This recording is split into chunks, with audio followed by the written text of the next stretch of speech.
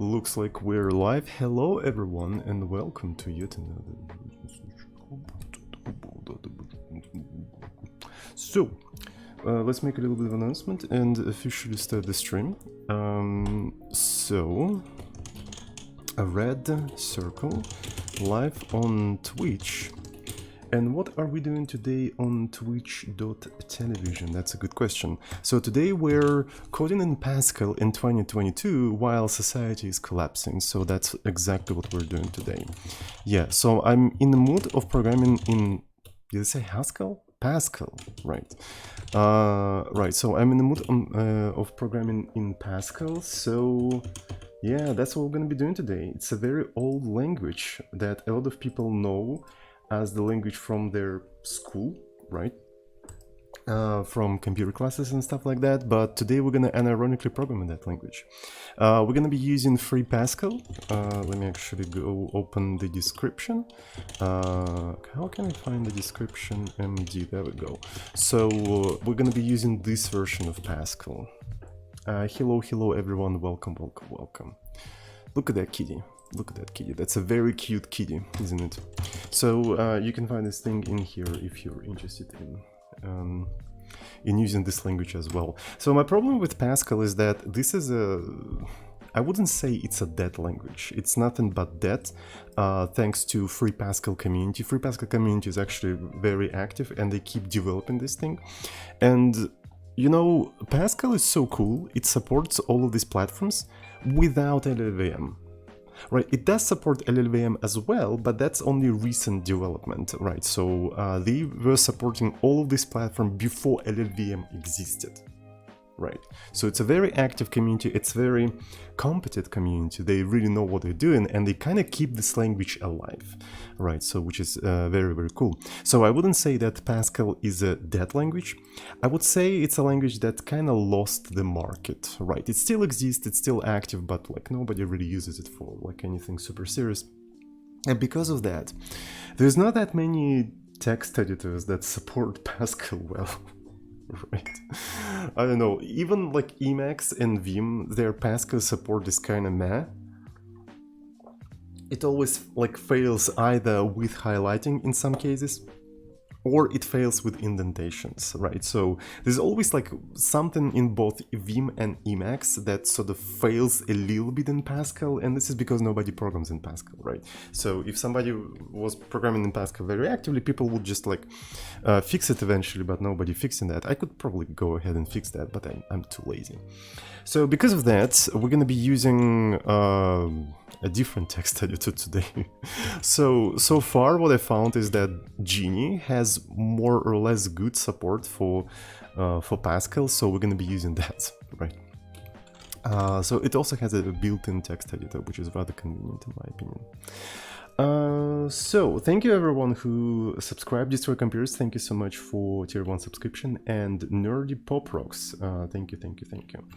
Really appreciate all of the subscriptions. So what are we going to be developing today in Pascal? So I wanted to develop a small thing for myself for quite some time. I wanted to develop a Minesweeper, right? So a simple Minesweeper game, but the one that works in a terminal. So that means at any moment, anywhere, I could just go to my terminal and say mine, right? And it will start like interactive and curses like Minesweeper game. And I would play it like for a while. And I want it to be a terminal because maybe I want to play it over like SSH or something like that, right? So I want it to work in as many environments as possible. Right, so, and I don't really care in what language to develop that, so I just picked whatever language. I'm in the mood of programming in Pascal today, so that's what we're going to be doing. That's precisely what we're going to be doing. Okay, so let's go. Let me see. So I'm going to create mine. Yep, so here's that. Genie. Mine pass, or maybe I don't know what to call it. Mine pass. So I already opened this entire thing, so maybe I can make it a little bit bigger, and now I can define a program. So is that a Monakai theme? Why do I have Monakai theme? Maybe it's fine. Okay, let's use Monakai theme. Why not? So any program in Pascal starts with a program directive. I have no idea why. That's kind of weird, but it is what it is. Then you do begin, and then you do end. There is no an entry point procedure. Right, an entry point is just this. Like, there is a dedicated syntax for entry point. Right, and then we can write something like hello world. So as far as I know, Genie has a way to build things. I think there is like a thing here to build everything up. And it actually builds, actually pretty cool. So if I put some bullshit in here and I try to build it, I think I can just press F8, right? Or what can I press? I can see that. Oh yeah, it even tells me where is the error. This is actually super convenient. I'm really surprised. Okay, so that's pretty cool. Just a second. For some reason, I can't really see on my terminal where is F8. So if I, yeah, okay, so here's F8. That's pretty cool.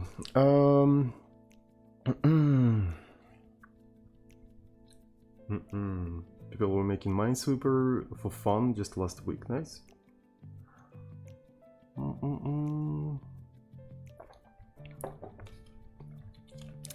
I love how every time someone says they will make something visualized in console, SSH is accused every time. Yeah, so that's actually very funny.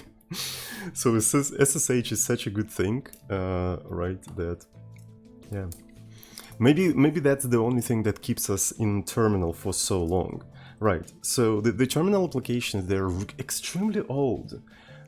We had like an entire eras of like UI, UX trends that just passed away. But the terminal application seem to be still in use, which is rather interesting, isn't it? Right, there is something about terminal applications that is, I suppose, done right, because otherwise we wouldn't be using this interface, right? Anyway, so let's actually, introduce some type, right? So because the Minesweeper is basically a field of cells, let's define a thing.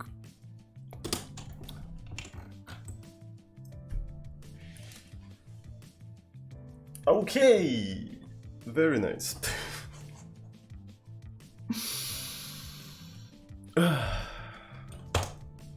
Sure. That's why you should program in Rust, am I right?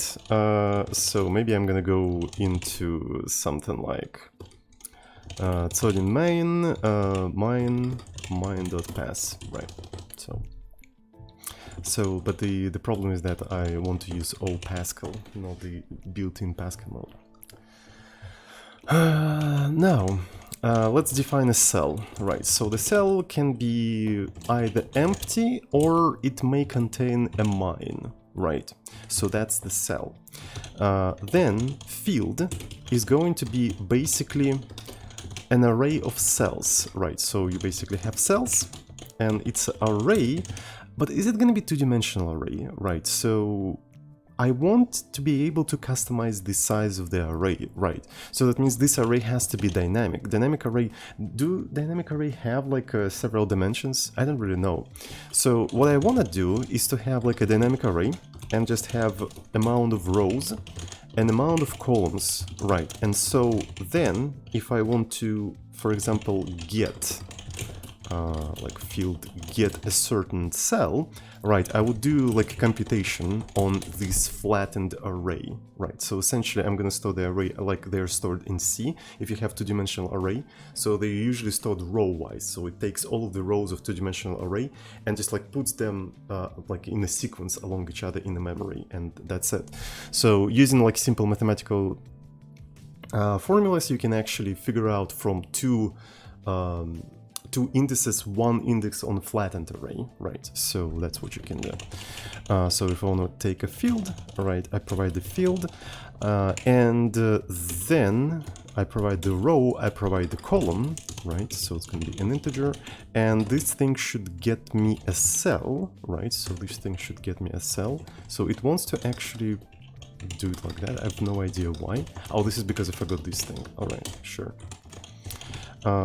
So this is begin, this is end, and in here we don't really need anything, so we take the field, cells, then we do row, multiply by field columns, right? Because columns is the width of the row, right? Plus the column. So that's essentially what I want to do. And by the way, in Pascal, to return a value, right? In a classical Pascal, by the way, to return a value, you have to assign it to the name of the function. That way you sort of return the value. So that's how it's done. It's a very interesting language, not gonna lie.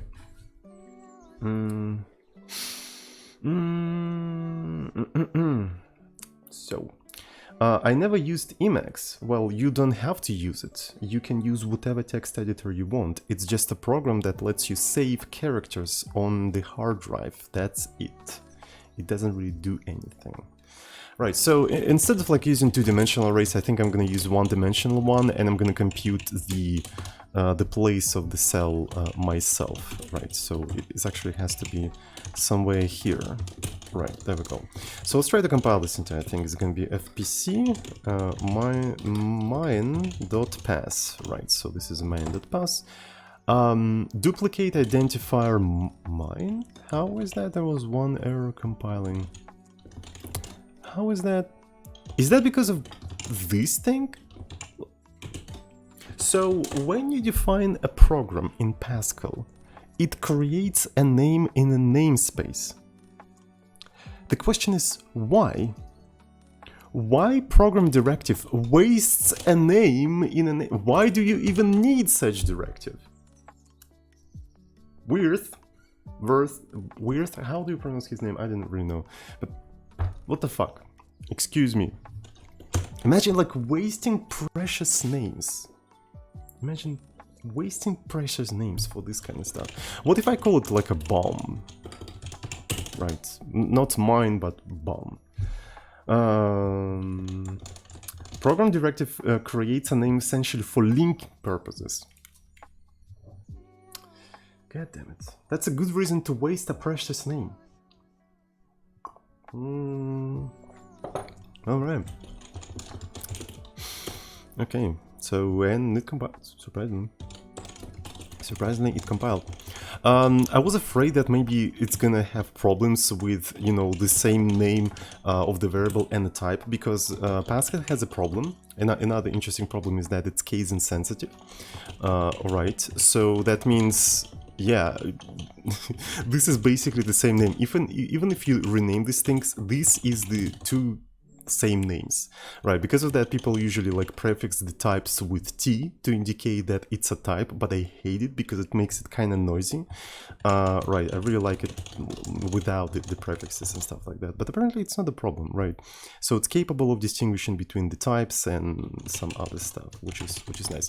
So essentially I want to be able to get the field like that, and if I want to set the field, right, so I'm gonna have a similar thing like field set. Right, I'm gonna accept the field, but I'm gonna accept it by a reference, right? So if you prefix the type with var, it basically... Do you put it here or do you put it here? I don't remember. I think the compiler will tell me, so it doesn't really matter. Row, cell, integer, and then we can provide the cell that you wanna set in there, and this one is not going to return anything, and when the function doesn't return anything, it's called procedure. Right, it is a procedure. Okay, so field cells row field calls plus call is going to be equal to this cell. Right, let's see if this stuff compiles. Doesn't compile because var has to be in here, so that's how we define the reference. Okay, so we're capable of setting and getting stuff. Is that function a part of the type definition? Not really, it's a separate thing. The classical Pascal, and we're using classical, like original Pascal flavor here, it doesn't allow you to like associate functions with the types. It's just like this is separately a type definition and this is separately a function definition. Right. Or you mean it's under the type directive something? I don't really know. It's just Emacs decided to indent it like that for whatever reason, and I don't want to argue with Emacs right now because I'm not in the mood to do that. And functions procedure can live anywhere. Type is basically a section defining. Yeah. So I suppose you have several sections, like type section. You may have a const section. You may have a var section, and functions and procedures can live anywhere. So it is what it is, and it isn't what it isn't. Okay, so since we can have different sizes of the field, right? So the field can be in any size. We need a way to sort of resize the field, right? So let's actually define something like procedure. Field resize, right? So it's gonna accept the field by a reference, and it's gonna also accept the new rows and columns, the new sizes, right? So, and essentially what it will do, it will resize this thing. So here's an interesting thing about dynamic arrays in Pascal, right? So when the array doesn't have the dimensions, doesn't have the size, it's a dynamic array. And what you can do with that dynamic array, so Pascal, you can set its length. And setting its length is basically like a realloc. This is a realloc of Pascal, right? You specify the dynamic array and the new size for this thing. And it will allocate the memory, or when you're trying to shrink it, it will deallocate the memory. So instead of malloc and free and realloc, you basically have arrays, typed arrays, and set length, which is actually a pretty cool way of handling dynamic memory, to be fair, right? So, and essentially you can even have your own allocator where you pre-allocate like a pool of certain objects, and then you allocate them and refer to this object by the index of that array, right? So that's pretty cool. And essentially what I want to do in here, I want to take the field, I want to take the cells, and I want to set its length, right? And I'm going to set its length to rows multiplied by columns, right? So basically I resize the entire field to the specified size. So after that, maybe I want to initialize everything. So I want to iterate, we probably need some sort of index from 0 to rows multiplied by columns. And simply set that stuff to empty, right? So I set the length, and I set every cell in that field to empty. And also probably want to save rows to here, right? And columns to here as well. There we go. So that way I resized the field, which is very convenient. Let me see if I can recompile this thing, and it doesn't compile because I need to also define a variable. So this is how we do that. Do we have anything else? Oh, I keep forgetting, of course, you have to use the double dig operator, or it's called Waller separator in civilized world. I'm really sorry. We have so many subscriptions, holy shit. Thank you so much. Okay, so Destroy Computers, Nerdy Pop Rocks, thank you so much. Roman Codes, thank you so much. Joseph Tit Zero, thank you so much. Nerdy Pop Rocks, thank you so much for 5 subscriptions, for 5 gifted subscriptions. Thank you. Really, really appreciate that.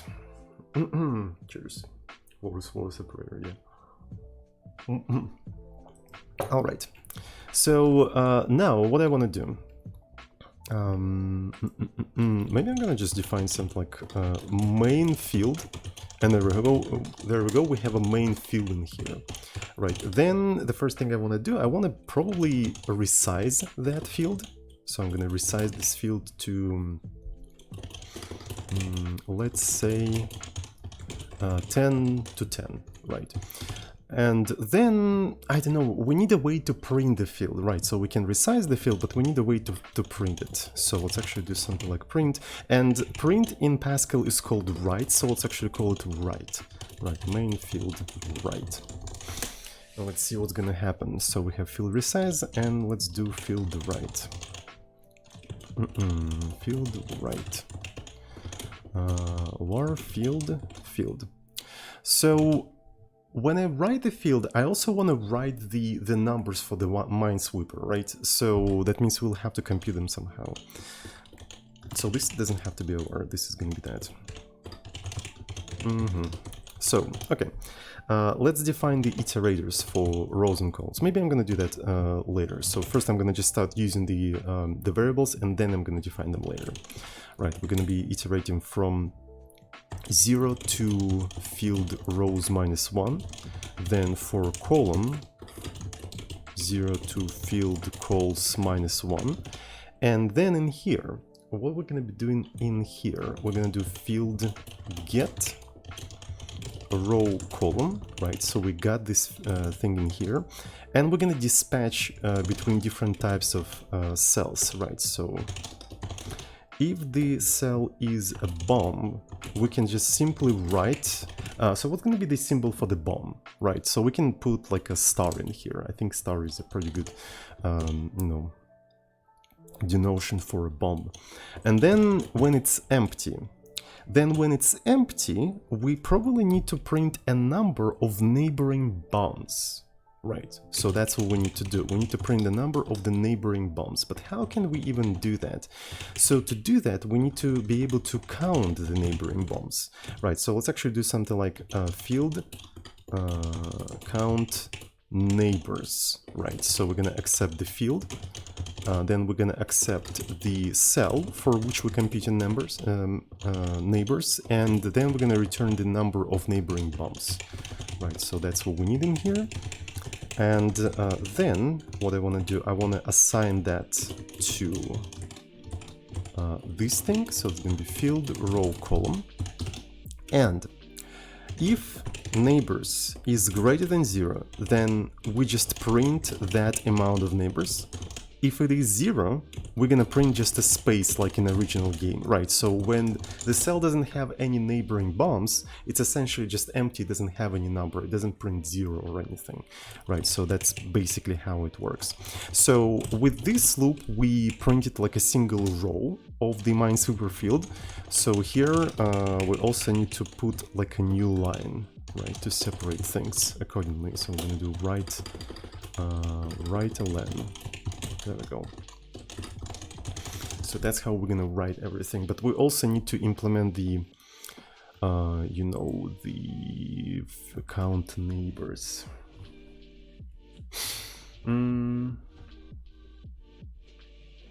Pascal is a lot more readable than I anticipated. Well, yeah, if you're actually being really conservative with the syntax, don't try to make it too complicated. It's actually pretty readable, especially with such like one-liners of ifs and sometimes one-liners or one-liners of for loops and like while loops and stuff like that. For warplease, is that a thing that actually supported? Let's actually try to compile this thing and see. Right, so we have a lot of you know, errors in here. Row, column, and neighbors, all of them are integers. And what's going to be the next thing? Field get and identifier not found. Field get. Oh, okay, so it's a one-pass compiler, just like C. All right. I completely forgot about that, by the way. I thought it's like more or less modern language where you can define things anywhere and they will be picked up. Apparently Pascal is a very old language, I forgot about that. Alright, so it seems to be compiling. And if I try to do var, I think it's an extension. Yeah, it's an extension. I'm sorry, we're programming in original Pascal in here. Right, so here's the thing. We don't even have a result variable in here. We don't even have that. So that's how old of a Pascal we're talking about. Yeah, so this is original Pascal. None of that, you know, object Pascal shit. So we're gonna be suffering a lot in here. Okay, so let's actually count the neighbors, I suppose. Who would have thought that the Pascal is an old language? Well, yeah, C is also old language. I would even say that Pascal, C is probably even older than Pascal. Anyway, so we need to count the neighbors. Let's basically do the usual trick, right? So the usual trick that I have is essentially you have this cell and you want to iterate through all of the neighbors of that cell. The easiest way to do that is just simply iterate the entire square 3 by 3 square and ignore the middle element. That's the easiest way to actually iterate all the neighboring cells of this specific cell. This is old trick that I always use when I need to do something like that, right?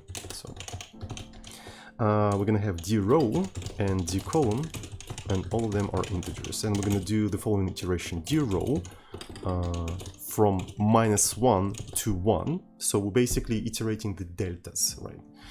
The deltas of rows and columns. Then for d-column from -1 to 1.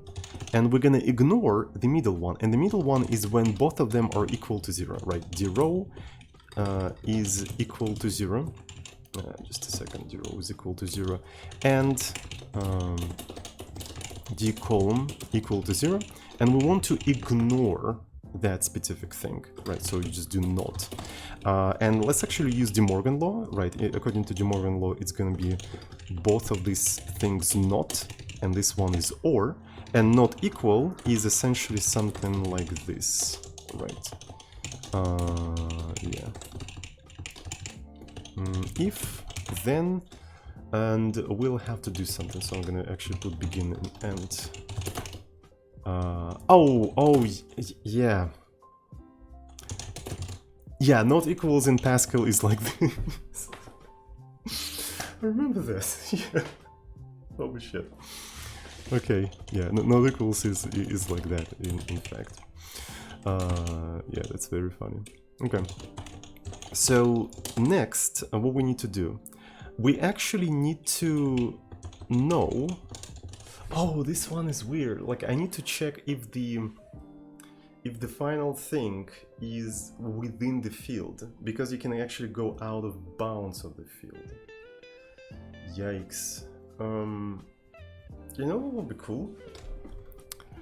If I had like a field get version that also checks the bounds. You know what I mean? So essentially cell, I have the cell, and then I say something like if field get, I provide the field, I provide row plus d-row, column plus d-column, and also the cell. But this entire thing also returns a boolean in case you manage to get that cell. You know what I mean? That would be actually kind of convenient. But it's not particularly convenient to use when you doing something like this, because here you're iterating within the bounds of the field anyway. There's no reason to check them because you know row and column is always correct in this case. So maybe I'm gonna have like a field get bounds, right? And this one is gonna also check. Maybe field get check. Check get. Maybe checked get.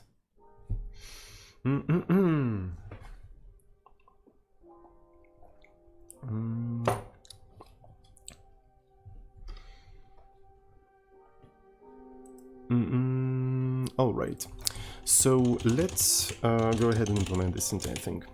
Completely unrelated, does anyone know where the Jai compiler is located? Why do you need Jai?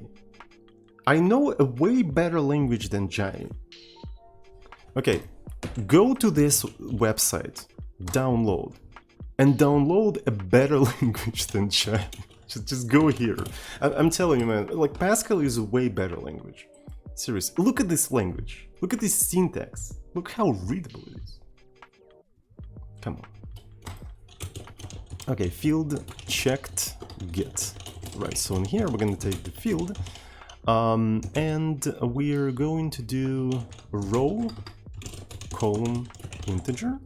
Then we're going to actually do the cell as a reference, right? So this is a reference cell, and this thing is going to return a boolean, right? Okay, so and how we're going to be doing all of that?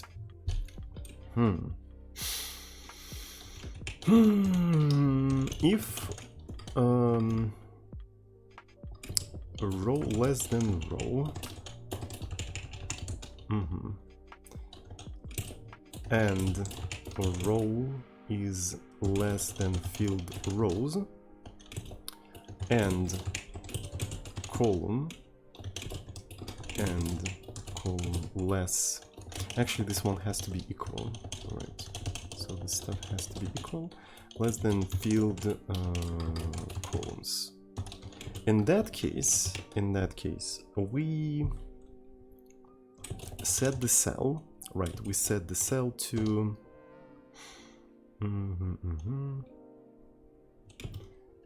to field get. Actually, we can probably reuse this field get. Yeah, field row column. There we go. So this is a field get. Otherwise,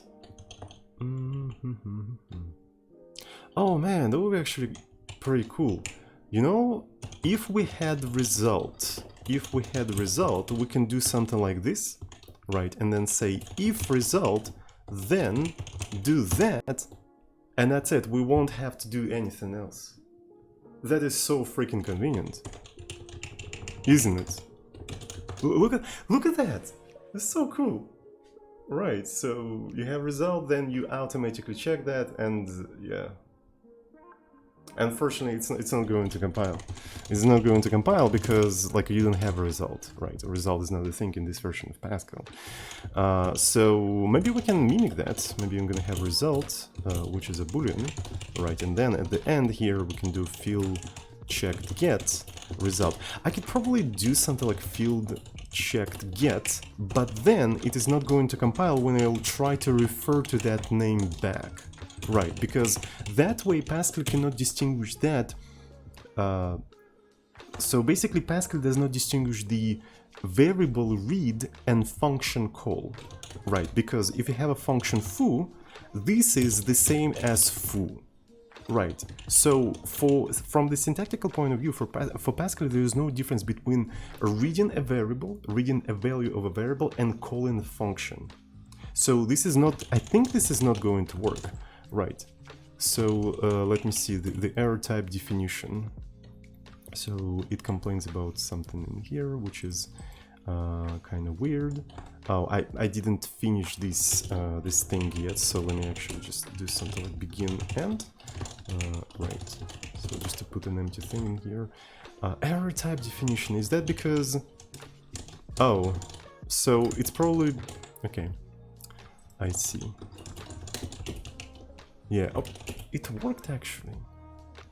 Alright, apparently it worked. You can assign this thing and then you can read it back if you don't provide any value.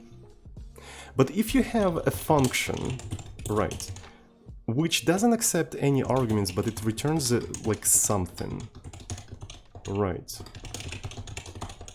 then you compute some sort of a value, right, true or false, and then you want to check that value. Does that result in a recursive call? Or, since it supports both no parentheses and parentheses, in this particular context it may distinguish. This is so weird, right? So, right, wait a minute. You know what I'm talking about? This is very interesting. Like, how does it distinguish that I'm trying to read this thing and not doing a recursive call? How does it know that?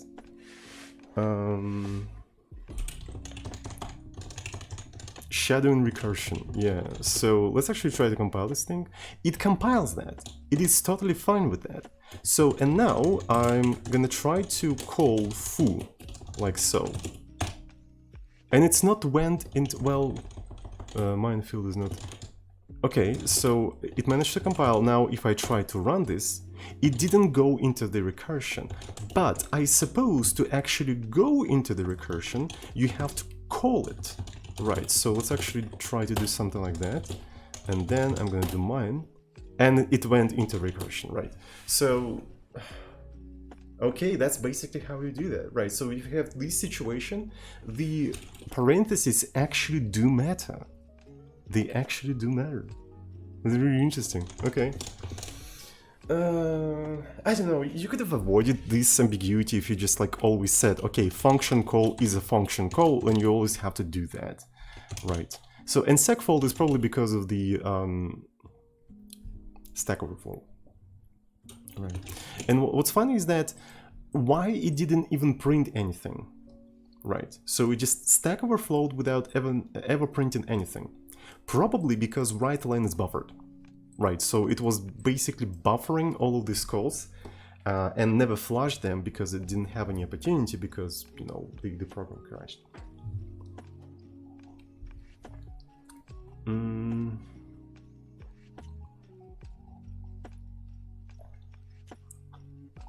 Okay, thank you so much for the subscription, Doodly2YY. Thank you. Really appreciate it. All right, that's very interesting. So I'm learning something from a dead language about the dead language. Okay, let's continue. So that means this is totally fine, and yeah, so I can check the field. So unfortunately, I can't really define the variable like that. So let me try to do that. Error in type declaration call by var. So call by var for argument has to match exactly got erroneous type expected cell. Right, but if I rename this thing to just C, it will work. And this is really interesting. So you can't define a variable with the same name and the type, but you can define an argument with the same name and type. Nice. You know what? On the other hand, maybe we had advancement in programming languages since 1970. Anyway, so we're gonna call it C. Sure, why not?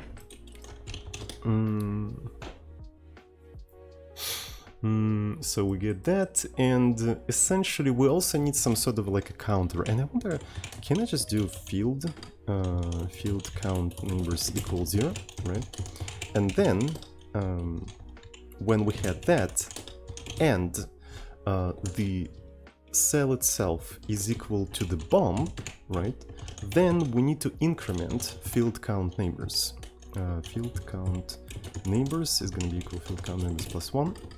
And I wonder if I can just do something like inc, right? Because incrementing a variable in Pascal is just like inc, right? So yeah, will that work? Will that work? All right, a legal expression. Oh yeah, equals. It's just equals, right? Since in Pascal assignment to a variable is a completely different operator, you can compare things with a single equal, right? So it allows you to do that. It worked actually. Surprisingly, it worked. Okay, so field count neighbors, right? So this is a field count neighbors. Then we counted the neighbors, and there we go. We got that. So we resize the field and we're trying to write that, but since we don't have any bombs, I suppose we're gonna get just an empty field. There you go, we got an empty field. One of the things I can try to do, I can try to set bomb at 0, 0. Right, let's actually set the bomb at 0, 0, and there we go, we got this. So it actually computed the neighbors properly and stuff like that, which is kind of cool. So maybe we're gonna also add another bomb in here, right? And that's what we have. So we already have a way to sort of print the field, which is kind of cool. Fun fact, you cannot assign consts, they're just, they must be declared with equals. Yeah. So it's also very interesting. Because since equals means a mathematical equality, and constant doesn't change, you're not assigning a value to a constant. You are declaring an equivalence, right? So I'm not assigning 69 to foo. I'm saying that foo is equal to 69. It's a mathematical statement, right? Since you can't change it, basically. So that's the idea, I suppose. Maybe, I don't know. Alrighty. So the next step, I suppose, would be to generate the field, right? So field, let's call that randomize, right? Randomize the field. So you resize the field, you set the size of the field to a particular size, and then you randomize the field given the size, right? I think that makes sense. So let's go ahead and do that. So this one is going to be a procedure. It's going to accept the field by a reference, right? So this is the field. Is it going to take anything else? I don't think so. Right. We might as well get something like bombs count, right? So how many bombs to place there? Bombs count, something like that. But this one is rather interesting. I don't really want to specify the like bombs count, because what if it's bigger than the amount of fields, amount of cells? So we have to be a little bit cautious in here. You know what? I think I'm gonna define bombs count. Instead of bombs count, I'm gonna actually define bombs percentage, right? So how many percent? How many percent is that? How you can say that?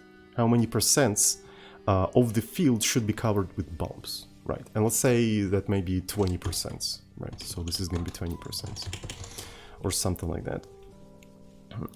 Okay, so you know what I'm thinking? I think cleaning up the field should be part of the field randomization, not part of the field resizing, right? So here we're just resizing the field. So maybe the field may contain garbage, that's fine, but cleaning up the field is part of the randomization. So the first thing we do, we just clean everything up, and then we're going to be generating the stuff, right? So, okay, let's define bombs count, right? So this is going to be an integer. And bombs count is essentially field rows, field columns multiplied by bombs percentage, right? So it's gonna be, so in bombs percentage is basically from 0 to 100, right? We have to keep that in mind. Bombs percentage divided by 100. But for this thing to actually work, we need to convert this to a float, right? We need to convert it to a float and multiply it and then convert it back into integer, probably rounding it up or rounding it down. To be fair, using floating point numbers for a discrete game is kind of dumb. What do you guys think? I think it is kind of dumb to use floating point numbers for a discrete game. So, you know what we can do? This is effectively equivalent to something like this, right? This is equivalent to something like this. And this already gives you the correct number, but rounded down, right? And of course, division has to be like rounded down. To round it up, we have to add 99, right? So that will basically round it up. So we'll have to decide, do we round up or do we round down? Yeah. Okay. So that's pretty cool. Another interesting thing, so it would be probably nice to check that the bombs percentage is not greater than 100.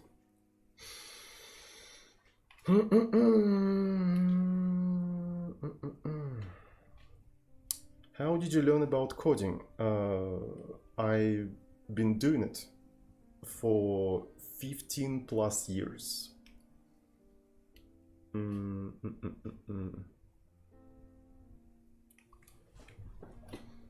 Sorry for giving you such an unsatisfying answer, but that's true.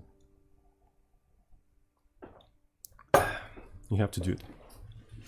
All right. So, but the bombs percentage is actually constant. So I cannot just reassign it.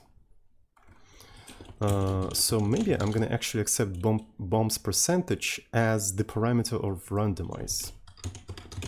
Bombs percentage, and it's gonna be an integer. Right. And here's the idea. If bombs percentage is greater than 100, then I'm gonna just assign it to 100, right? So essentially it's a parameter of randomize, and it can never be greater than 100. If we try to do that, you're gonna end up with the whole field anyway, right? So that's basically it. We convert it to bombs count, and there we go, we can just do some stuff. Now, while bombs count is greater than 0, is that a good idea, by the way, or is it better to like use for loop. Let's actually use for loop. Right, so for index 1 to bombs count, right? So, and that's what we're gonna try to do.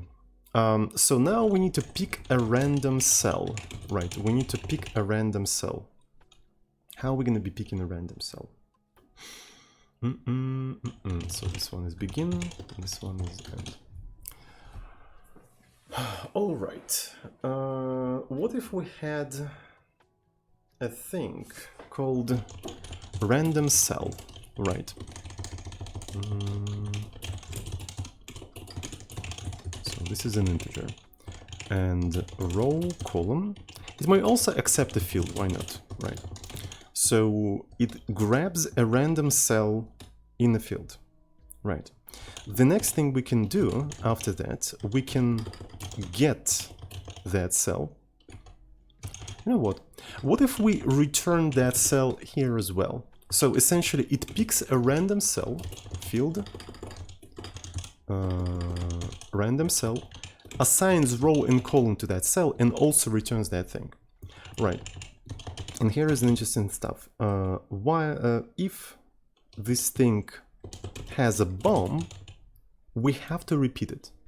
So essentially, while this thing is equal to bomb, do keep repeating that. Is that a thing we can do? Is there like a way in Pascal to say like, here's an empty statement, like do nothing?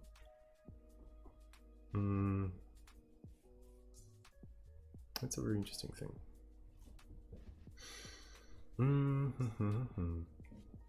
So, and after that, we can do field set field row column bomb, like this.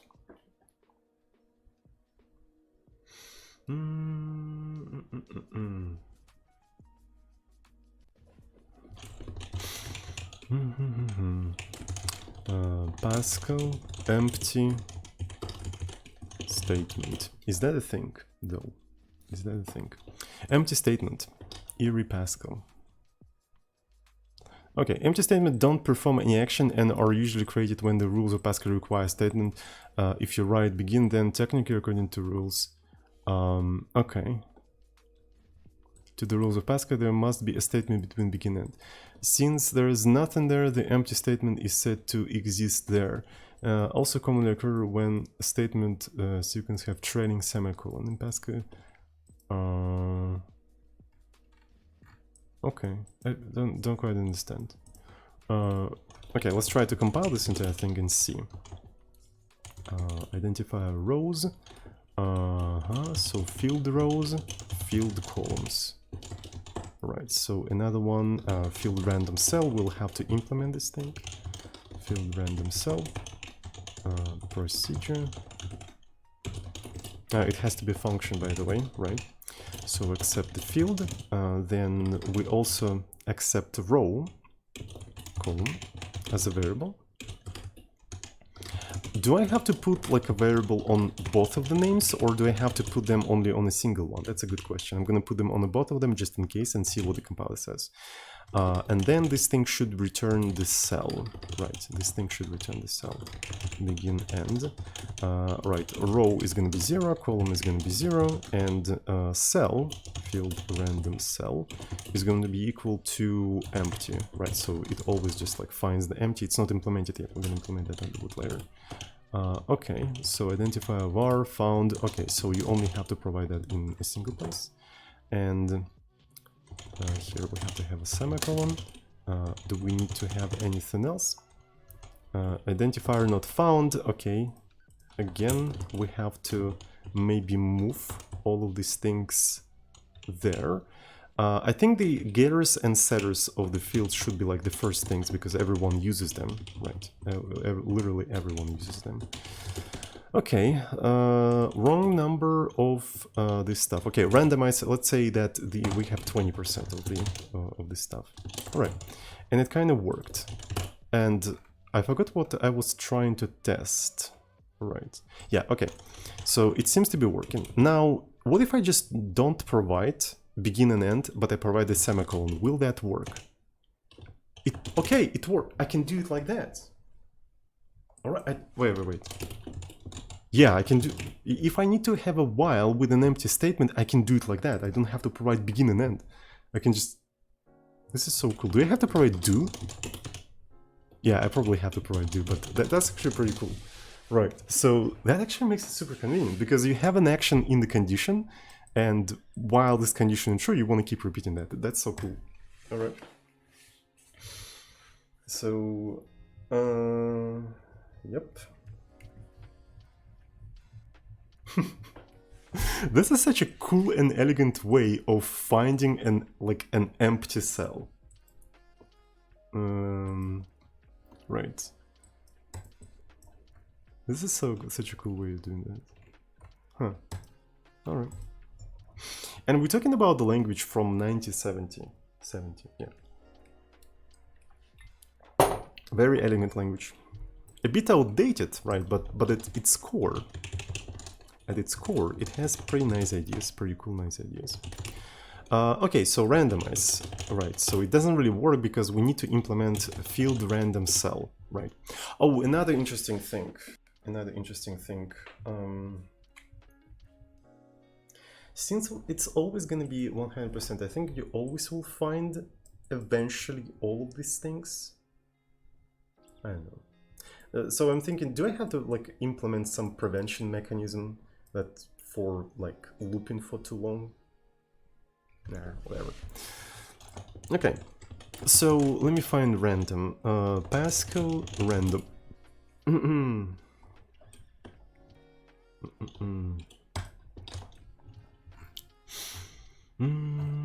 So random is a random number larger or equal to 0 and strictly less than L. Okay, that's cool. So that means I need to do random cell has to be equal to random field rows, random field calls, right? And then what I have to do, I also have to return field get field row column, right? So we generate like a random cell and we simultaneously also return its value. There we go. How about that? We generated a random field, a random Minesweeper field. Isn't that cool? Isn't that cool? I think it's pretty fucking cool. Alright, and it's the same field every time. So we also have an unused variable in here, which I probably have to remove, but anyway. Yeah, so that's pretty cool. And this is because we don't really change the seed. The seed is always the same. And if I remember correctly, to change the seed, you have to do randomize. Right, so you have to call randomize, and it will change the seed every time. And I don't really like the fact that it's so compressed, if you know what I mean. Right, maybe I can make it a little bit wider. Right, so maybe the field could be a little bit wider, but it's still a little bit too compressed, if you know what I mean. Right, it's a bit too compressed. So what if, when we render in everything, we would actually wrap everything with spaces? Right, I think that's a pretty cool idea. Right, space and another space. Right, it's fine, I'd say. I think it's pretty cool, right? So it's pretty readable. Alrighty.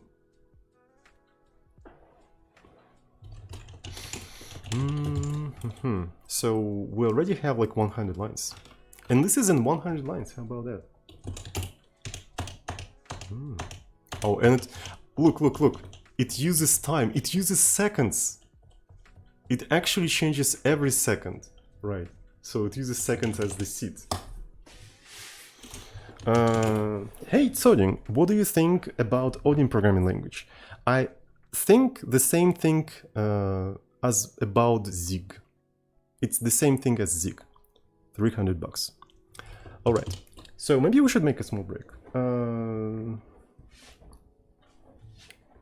Maybe we should make a small break and I need to make a cup of tea. What do you guys think? So the next thing we'll do, we'll probably introduce some sort of like a fog, right? Essentially, you know, because some of the cells can be open, some of the cells can be closed, right? So we probably should introduce something like fog, array of Boolean, right? And I suppose true may mean that it's open, false it means that it's closed, right? So open. And when we randomize the field, right? When we randomize the field, so we're gonna do something like that. So begin. All right. Field open, index false. And we'll probably have to take that into account while we're rendering the entire thing, right? So let me see. So where do we render it? So here's the right, and we're only gonna do that if the if field open. Oh shit! This actually, yeah. Yeah, we probably have to do something like if field is open, right? Field row column, field row column. Then, only then we're gonna try to get that thing there. Only then we're gonna get that thing there. Oh yeah, this one is rather interesting. So in case of this thing being closed, right? In case of this thing being closed, we probably have to write something that indicates that the cell is closed. Right, since everything is sort of like wrapped in spaces in here, maybe we can get rid of all of that and move that wrapping somewhere in here so it's applicable to everything. Right. Yeah, that makes sense. Right, it's applicable to everything in here. And because of that, this stuff should be wrapped in begin end. Right, and there we go. Maybe this one is going to be something like this. Okay.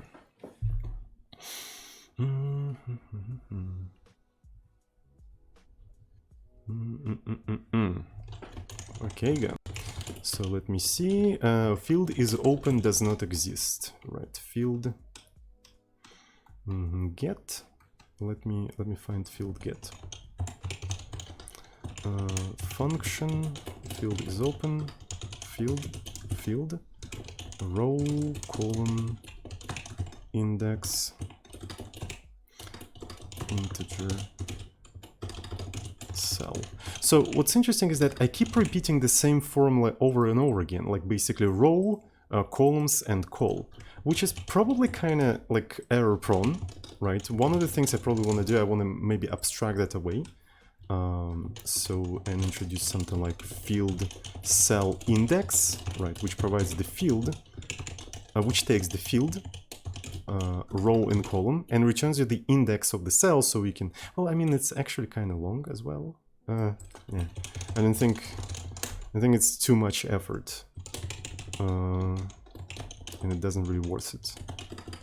Is open, open, right. Oh, this one have to return a boolean instead, and it segfaulted. Nice. It actually segfaulted. I'm really happy about that. Oh, this is because I never resized the open, right? So when I resize everything, I only resized the cells, but I never resized the open. This is also quite important. Maybe the cell itself has to be a structure. That actually sounds like a good idea. Maybe it has to be a structure. I will think about that. Maybe we'll have to do a little bit of a refactoring. As you can see, everything is closed, right? So we can make everything open, right? So it's going to be true, everything is open. But then we can say everything is closed and you can't see anything. So it generates random field every time. It generates random field every time, but you can't see that because everything is closed. So that's what we spend an hour on. We spend an hour to just generate 10 by 10 field that looks the same every time. How about that? This is what programming is all about, right? Doing some, some work that nobody understands with a useless outcome, right? That's why nobody likes programmers. So, Rutifan, thank you so much for subscriptions. Thank you everyone who subscribed. Thank you. Alrighty, so I want to make a cup of tea because I need to caffeinate myself a little bit, and after the cup of tea, after the break, we're going to continue developing this thing. So I want this program to be actually interactive. Right now it is not particularly interactive. So I suppose after the break we're going to go into a system part of programming in Pascal, and we're going to try to maybe interface with Termios, right, to put the terminal in sort of like a non-canonical mode where, why is it in Russian? Why are you exposing me? And put the terminal in a non-canonical mode where we can do like an interactive game. All right, let's make some break and okay, let's continue developing this thing. So we need to learn how to make this entire thing interactive, I suppose. So what I want to do, I probably want to organize some sort of a loop, right? I want to organize some sort of a loop. So let's have a variable that indicates that we need to exit from the loop. So we're going to have a quit, which is a boolean. And as far as I know, you can instantly initialize the variable, but maybe you don't have to do that. Maybe it default initialized, but I'm going to try to do that anyway. Right, so and while not quit, we're going to keep doing some interesting thing. Right, I'm going to write the field, right, I'm writing the field, main field, and then I'm going to try to read a comment, right, or maybe, yeah, let's call the read comment. And every time you press something or press enter, because it's read line, it will print the field, right, it will print the field. Okay, so as you can see, it waits for the input, but I don't want to work within Emacs, right, because it's not a really good terminal.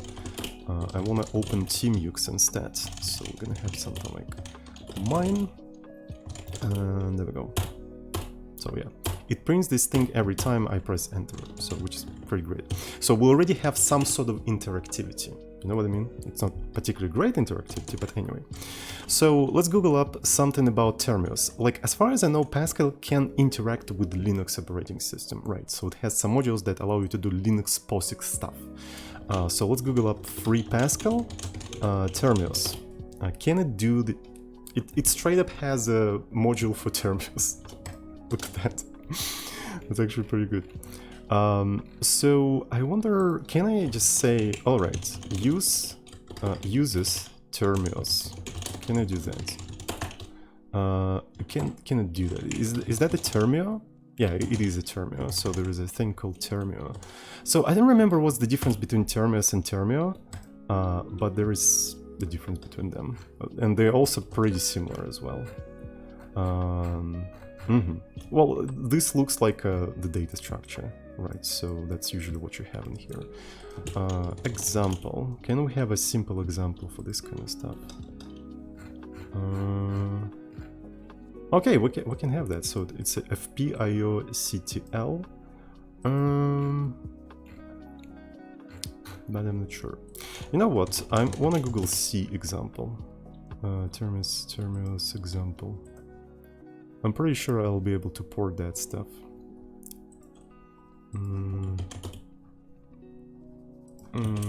Non-canonical mod. Non-canonical mod example. Yeah, there we go. Yeah, so that's what we need. TC.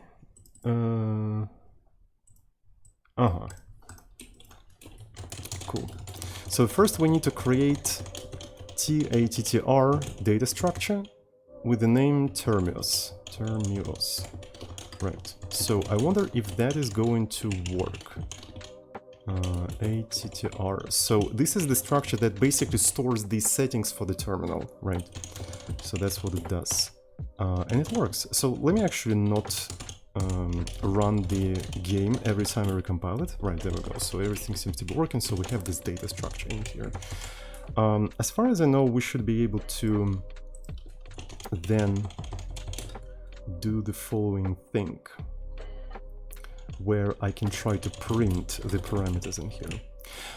So the problem with the Pascal, by the way, I cannot use my usual trick when I have several entry points, right? So essentially in C, quite often I can have a main entry point, right, where I have my program. Right, I do some stuff in here, and then I decide, okay, I want to keep the same program, I want to keep using the same sub-procedures that are used in the main program, right, but I don't want to call the main program. So what I do usually, I rename the entry point to something else, and I create my second entry point where I experiment with something, right? So I basically preserve the environment of the program, but I don't use the main program.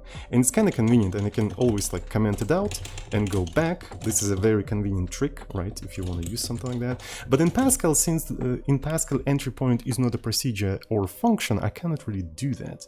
So, but here is an interesting thing. As far as I know, whatever you put after the end dot is completely ignored by the compiler.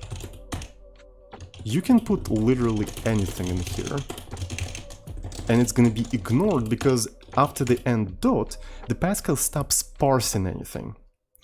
Which makes me think, can I do a similar trick if I just do end dot?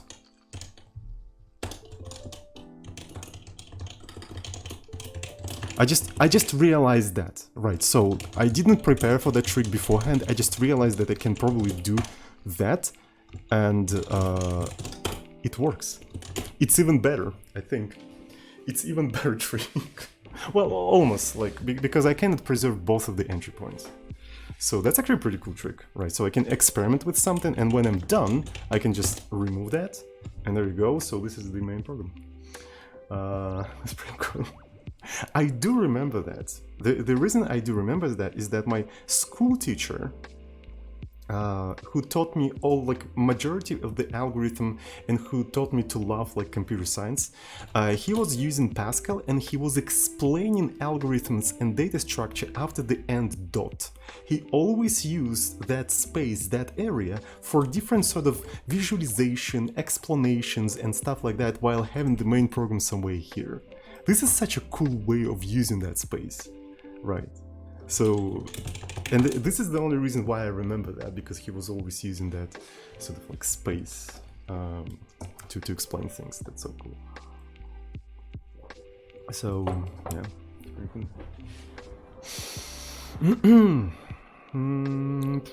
Holy shit, I'm so old. It's been like more than 10 years ago. Ah, fuck. Anyway, maybe I should do the same, right? Maybe I should put some explanations in here and stuff. But anyway, the thing I wanted to do, essentially, I wanted to just try to print, just check if this thing has, you know, the fields. The fields I care about is CL flag, for instance, CL flag, right? Then I want to do something like this, CL flag. And let me see if it's going to work. Right, so, and of course, I keep forgetting that it's a single thingy in here. Okay, so we do have such field. So this thing has like literally the same fields. I also wonder where all of that stuff is located, right?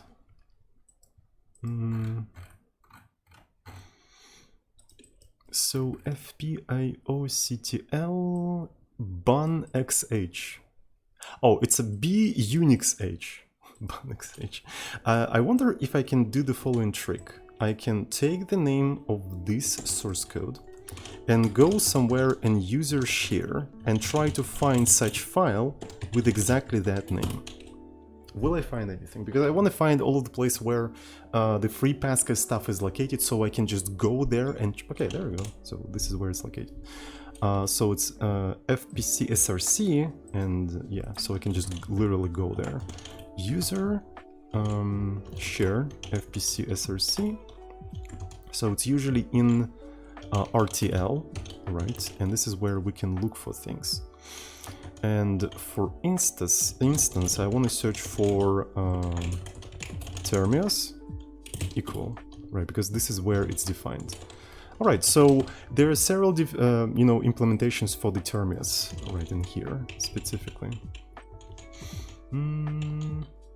It's in Linux, and the module I should probably use old Pascal mode. Right, consts. It really doesn't understand that it's that, but what if I use Pascal mode? It kind of understands the Pascal mode, right? Okay, that's very cool. Terminus equal record, here is all of that. Pack records, oh, you can even specify to pack this structure, to not pad it, or to pack it, the way as C packs them. That's so cool, actually. Alright. Okay, I like that. So now I wanna go here and see. So tc get attr. Do we have tc get attr in here? No, we don't. But do we have that somewhere in here? Unfortunately, Pascal has already set case insensitive, so we probably should search in case insensitive mode. Okay, so we do have something like that. Tc get terminus proc, and yep, here it is. Term IOS. Is that what it stands for? Like a terminal input out. Ah! So that's what it stands for. It's a terminal input output system. Did you guys know that? Did you guys know that it's that? Okay, anyway. So we also have to provide the VD and yeah. So this is a saved attributes. Set input mode is atty. I wonder if we have such function in here. We do have that. So, and it's a handle. But do we have like std in anywhere? Can we even refer to std in somehow? So open std. Probably not. Right. So I suppose we can just refer to that standard input output via the how it's called, via the numbers, right? So we can easily do that. All right. So this is mine pass. Where is the end? Is atty, right? And std in. Is std in 0? Because I know std out is 1 and std error is 2, right? So std in must be 0. So we can do that. If this thing is not that, we're gonna do something like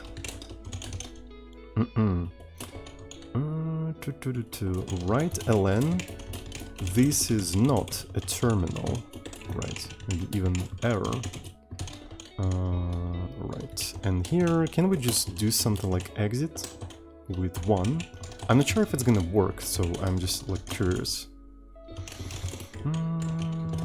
So fpc mine pass. All right. All right. So we have incompatible types. I guess I can just exit, but as far as I know, exits from the current procedure, right? So it doesn't really exit from the entire program. Incompatible type long int. Ooh. So it doesn't return boolean, it returns a number, right? So if it's equal to 0, we'll have to do that. Okay. Because it's from C. Okay. So that is very interesting. But now let's redirect that to some file. And when you're redirecting, right, so the input kind of, well, we're checking for the input, right? So yeah, so that means if I use the input like so, in the output, we'll get this is not a terminal, right? So I set the standard input to a file and it actually detected that. So we can detect that we're currently running not in a terminal. That's pretty cool. So we already can do that in Pascal. Right. So Pascal is a practical language. You can actually interact with the terminal in it.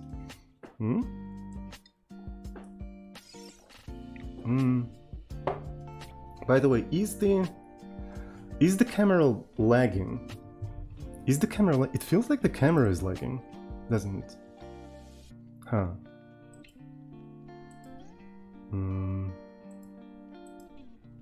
I don't know why. Is it better now? I think it's a bit better. So, why nobody told me that the camera is lagging? Probably because I wasn't reading the chat, but anyway. So, anyway. So now it should be fine. So is it fine now? Please tell me. I thought it's just my tired eyes. Yeah. This is perfect. Okay, I'm really glad to hear that. Cool. So maybe, like, I mean, why do I care about that? The main focus is the code. If the code is visible, that's the only thing that matters. If the code doesn't lag, that's perfect. Okay, so we can check for the terminal. Right, so then we need to do tc get attr. Right, tc get attr. Tc get attr. 0, and then we have to provide the attr, but I don't remember how to take the pointer of the for the structure, right? So, but we also need to check how this stuff is defined. Terminus, yeah. Term ios. I wonder if I. Oh, it's a var. I don't even have to specify it as a pointer. This is perfect. All right. So now let's try to run. Oh, we got something. 35 something something something. We got some stuff. This is actually cool. So if we don't get anything, right, as you can see, we don't have any parameters in the flag. Right, so this is basically the state of the terminal, right? We're trying to query the operating system, tell us what's the current settings of the terminal, right? So that's what we're doing essentially. Okay. And what's funny is that we have a separate structure called saved attributes, right? So we save the attributes so then we can restore them later. But I'm not really sure if I care about that, so whatever. Alright, so I suppose this is what I need to do now, right? So what I'm gonna go ahead and do is I'm gonna translate the C code to Pascal.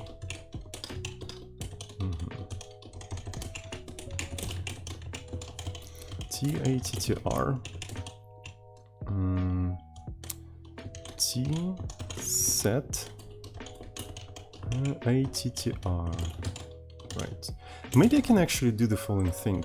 Who said I can't define such constant? No. Who said I can't do that? stdin file input. You know what would be funny? If such constant is already defined. That would be actually really funny. Okay, so here I'm gonna do that. And does anyone remember what are the bitwise operators? Are they the same? I think it's just basically dispatched at compile time somehow. I don't quite remember. But yeah. And this one is just OR. Yeah, so basically it's overloaded, essentially. Yeah, it's resolved by the times. Pascal bitwise operators. Bit operators. Tutorial points. Oh, wait. Really? Oh, okay. You can... It's probably like a modern Pascal or something. Anyway. Okay. So we have semicolon, a legal expression. Thank you for such a good compiler message. It's so cool. All right.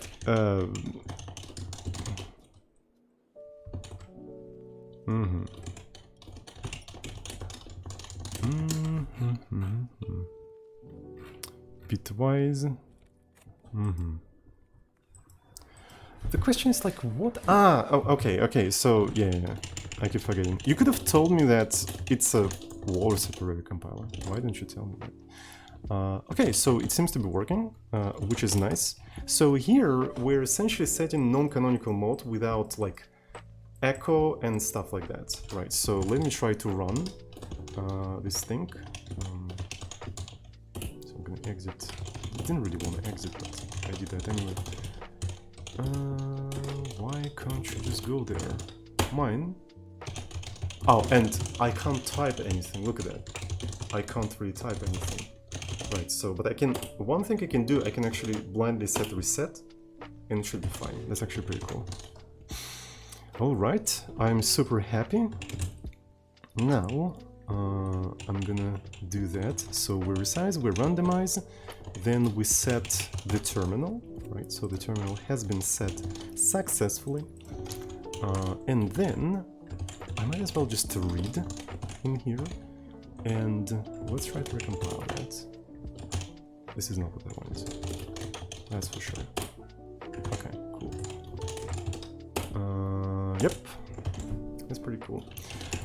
What I'm curious about is what read actually returns, right? But I don't remember how to use read in Pascal.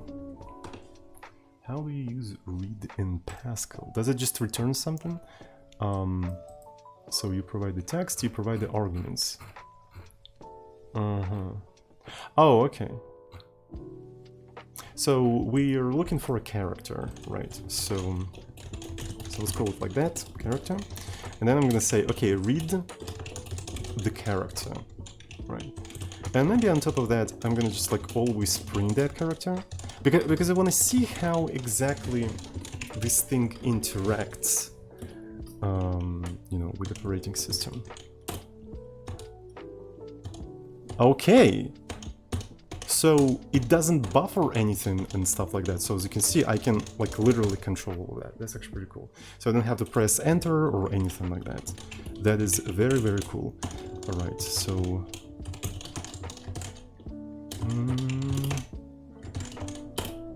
okay. And every time I press something, it actually re-renders this entire thing. That is so cool. Holy shit. Okay. When we are re-rendering the field, I need to use the codes, right? The terminal escape codes that set the cursor to the beginning of the field, so when I render it again, it basically refreshes. So that's what we need to do in here, right? That's what we need to do in here somehow. But I don't remember how to do that, but I used that multiple times in Porth, so maybe I'm gonna steal some code from Porth, you know what I mean? But it's not gonna change anything. So one of the things I wanna have is probably the position of the cursor. We need to introduce the cursor that we can control with WASD. So let's actually go ahead and do that. We can kind of make it part of the field, right? So we can do cursor row, which is going to be an integer, and cursor column, right? So this is a cursor column. When we resize and randomize field, randomize field, maybe it makes sense in the field to do cursor row equal to 0 and cursor column equal to 0 as well. Yeah, there we go. And when I do field right, I also check a very important thing, right?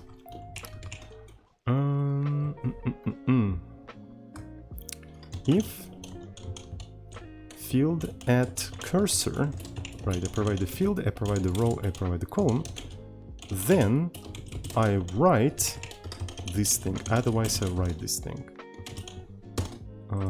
And then here,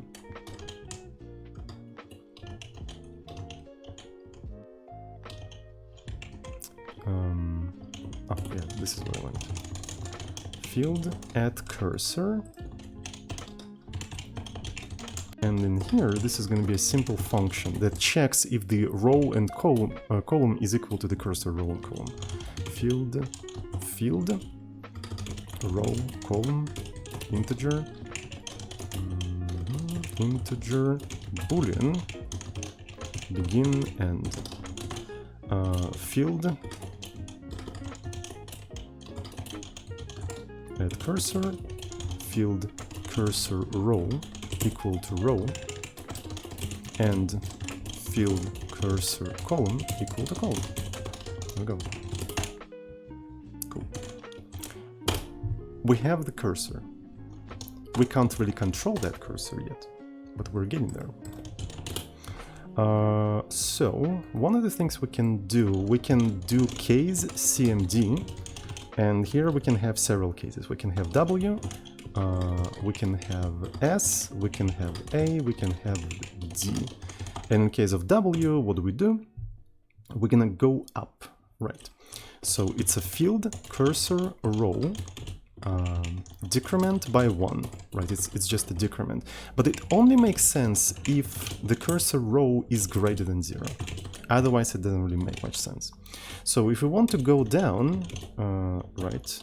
Essentially, what we do, we increment field cursor row, right? But if the cursor row is greater or equal to field rows, right, we can't do that. We can only do that if it's less than -1. Yeah, we can put it this way. Yeah, there we go. So that's the conditions in here.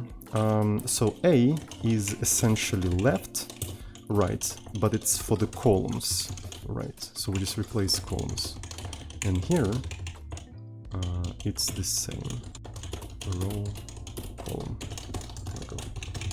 If it's something else, we're going to simply ignore that.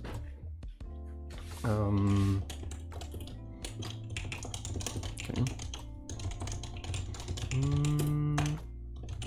Variable identifier. Oh, it's a main field. Yeah, okay. Query replace field with main field. Oh, that makes sense. And then align then. Cool. So now, can I do... Okay, so I can move around, right, in a very interactive fashion. As you can see, I'm literally moving around. But it doesn't refresh it, right? It doesn't refresh it. So we need to, before rendering anything, right, we kind of have to go back. So here we do the first rendering, then we have to perform the command, then we need to go back, right, we need to go back, and then render it again. So I already have an example that can do that in Porth specifically. Right, example, I think it's a game of life, right? So, but I probably have to recompile the game of life. Go Porth, right, there we go.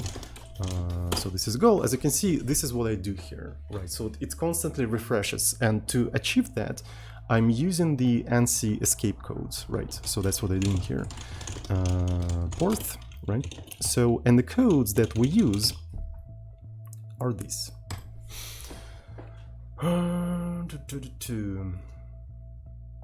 Okay, so that seems to be pretty easy.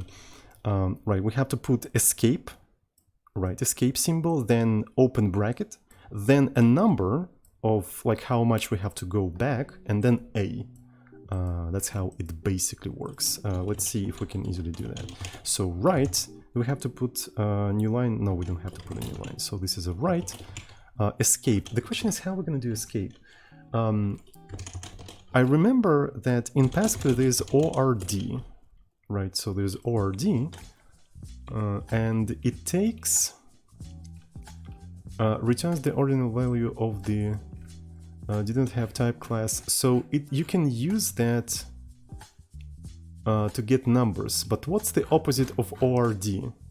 CHR, yes, this is what I was looking for. I keep forgetting that. So this is CHR, and it can construct this thing. So it's CHR27, so this is escape code. Then we literally put this thing, right? Then we have to put, where am I? We have to put amount of rows, and amount of rows is essentially field rows, right? So this is a field rows, and then we put A. And I wonder if it's going to work, right? I'm actually really curious if it's going to work. this is the same, but we have to use columns and the D. But here's an interesting thing. We have columns multiplied by 3, right? We actually have columns multiplied by 3 because we pad them from left and right with spaces for the cursors, right? So that's why we have to multiply it by 3. And hopefully that will work. Let's actually see. Okay, so replace. So identifier, it's a main field. Okay, so it seems to be compiling. Let me go back in here. Look at that. This is reading completely in Pascal. Holy fucking shit. Damn. Okay, so let's do another cool thing. So if you press space, we can do something like field open at cursor. Main field. There we go. So open at cursor. Field open. I think it was field is open. Yeah. Function field open at cursor. Field var field. It's actually procedure, by the way. Begin and then field open field row multiplied by field calls cursor plus field cursor column is equal to true.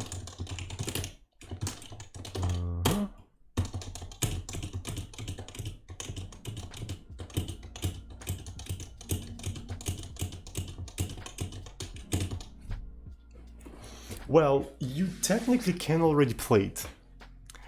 We technically already implemented the game. So, the only thing we don't check in here is the, condition, right? So when you open the field with the bomb, we should say something like, oh, oops, you lost. So yeah, and maybe we can also add pretty cool features when you basically... Okay, so here you have 3, right? So you have 3 neighbors, and all of the 3 neighbors are sort of like marked. Right, so when you press this thing, it should automatically everything that makes sense. Also, we should probably implement the flag, right? So we should implement like setting a flag on a closed thing, if you know what I mean. Right. So that's pretty pogue. Okay. So I think this thing is already worth putting on the GitHub, right? So because already it almost feature complete, like you can already play this thing to some extent. Doesn't check any conditions or anything like that, but it's already playable. Okay.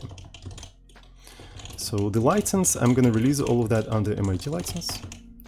And readme md minesweeper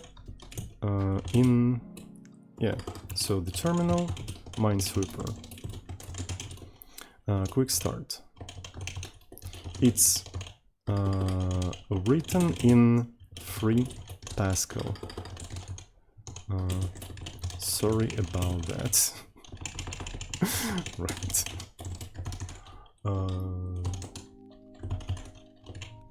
Just go and download it.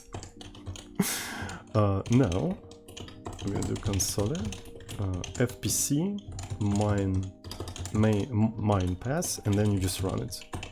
Right. So it doesn't really require any special building process or anything like that. Okay. So git ignore mine o. And let's do git init. And let's do a committee of everything. Ready, set, go.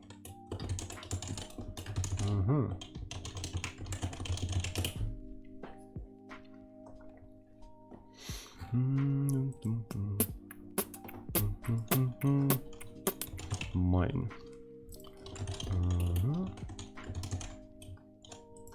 Terminal Minesweeper. This is public, and let's create a repo.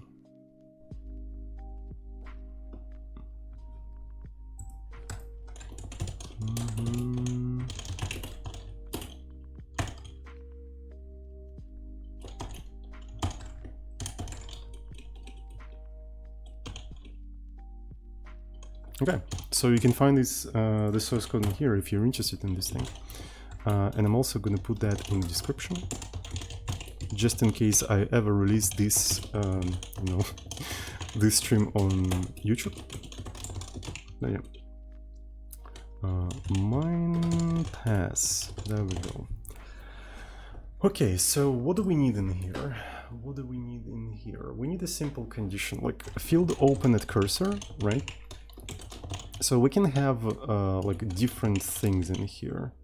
For instance, we can return the value of the cell that was opened, right? So this is something we can do. So field, and because of that, it has to be a function. Field open at cursor equal field cell, and in here, let me take this thing and put it into the index. Var index, it's an integer.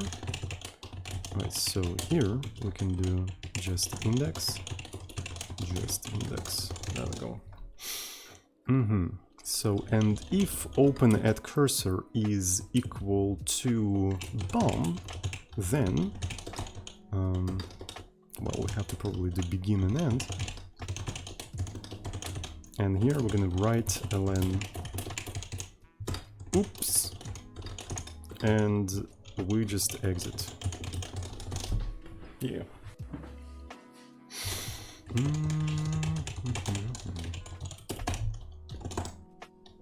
Though, nah, it's fine.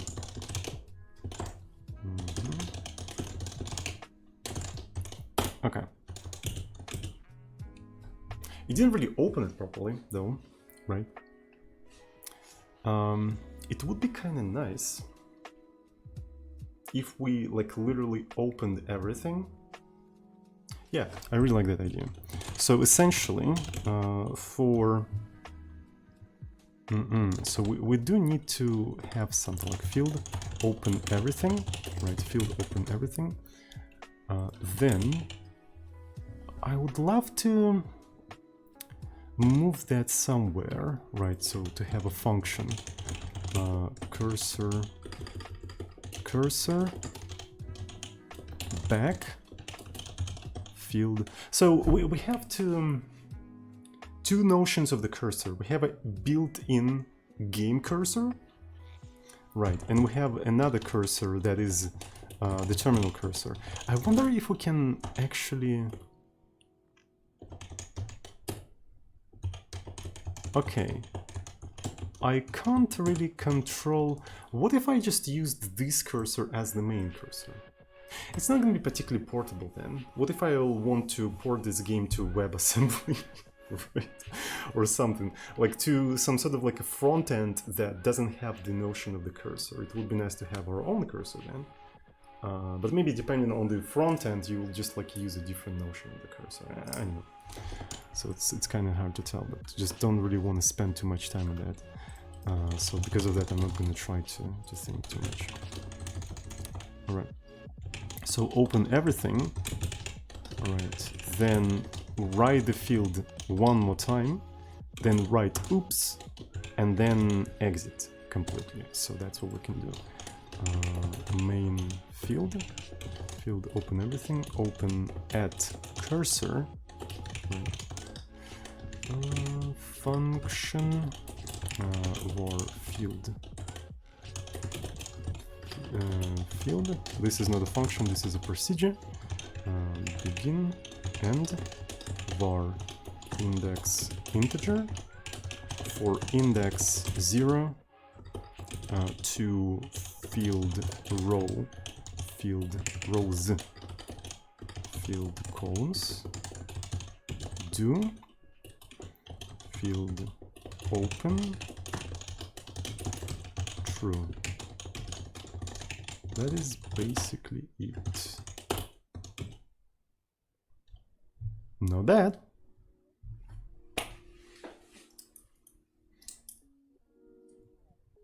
Maybe opening everything is not a good idea. So in the original game, we didn't open everything, we open only bombs. Like, make sense? I think this is exactly what we should do. We should open only the bombs. Right. And by the way, there is another problem, is that we don't restore the state of the terminal, so this is something that we should probably do when we exit in here. That's for sure. So can I break out of the loop in here? So is breaking a thing? Breaking apparently is a thing. Right, because what I want to do in here is I want to have like a saved ATTR. Saved T and ATTR, yeah. So we just do two of these things. Saved.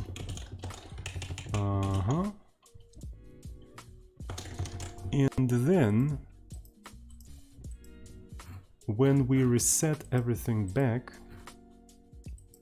we have to use TCA now. I'm not really sure what the fuck is that, but sure. So when I go here, because of that we don't really need quit. Alright. Quit is kind of weird, but that's fine.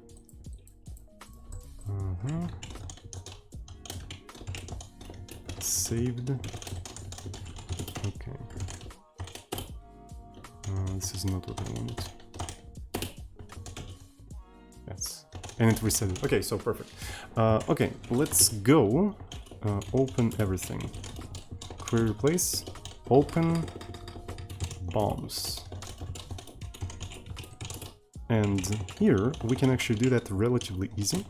If field cell index is a bomb, only then open it. Right. So cells. Now.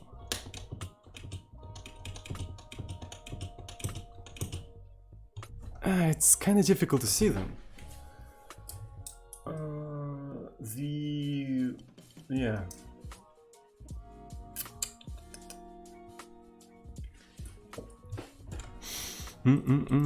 So what if instead of star we used at? Is that a better thing?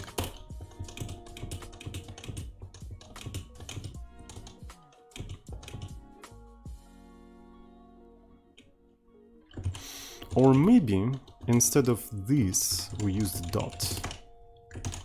So it just like, this is way better, I think. This is perfect. Look at that. Look at that. That is absolutely perfect. I really like that.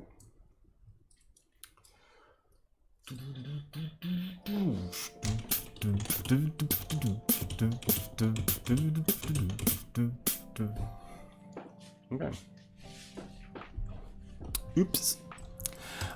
Interestingly enough, I have the following idea.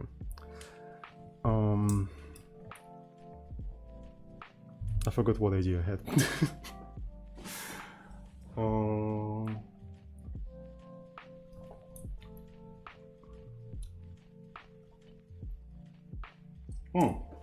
So in the original game, not really an original game, but in the one that came with Windows. I don't know who invented this game. Is the Windows developers invented that? And anyway, in any case, there is a thing that the field is not generated until you make the first click, right? So the field is completely unknown until you make the first click, and it is generated the way that your first click never clicks on the bomb. Right, because it's fair, right? It would be kind of unfair if the first click you make is actually the bomb itself. You instantly lose, you didn't even have a chance to start the game. You know what I mean? I think it's actually a pretty cool idea. So maybe we should do a similar thing. Right, maybe we should do a similar thing. And it's actually not that difficult to do. Right, so we do randomization in field randomize, and we have an access. We have an access to the field. And field also stores the cursor. So when we do field random cell, right, we can also additionally check that the current cell that we got, random cell that we got, is not a cursor, right? And we even have the field at cursor. Yeah, so this is actually perfect. So let me show you. Randomize. While field random cell is equal bomb, or field at cursor, row and column, just keep generating a new one, right? So it never allows you to put a bomb at the cursor, but that creates an interesting problem. What if your bomb percentage is 100%? What if it's 100%? It's gonna actually go indefinitely. To be fair, I don't really know, so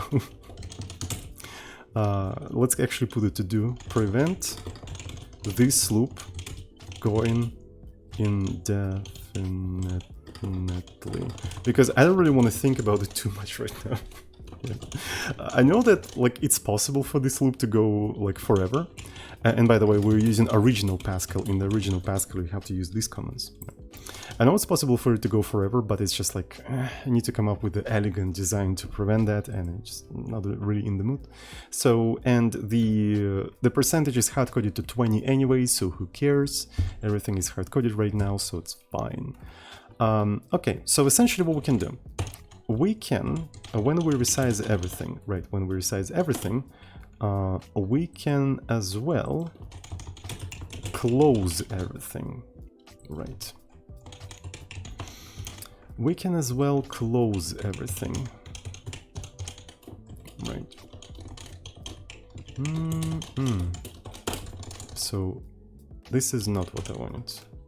Resize, there we go.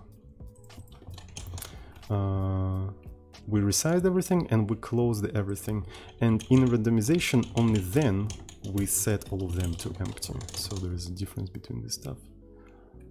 And then index here is going to be index integer, right? Index integer. Field resize. All right. So we do not randomize right away, right? We only resize it, and maybe we're gonna also keep track of something like first, right? So this is first. I'm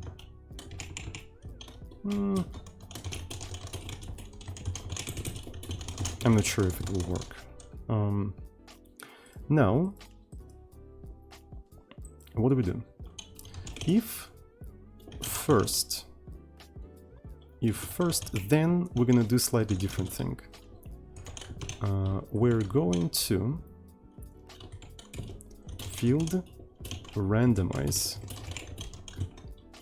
main field. Yeah.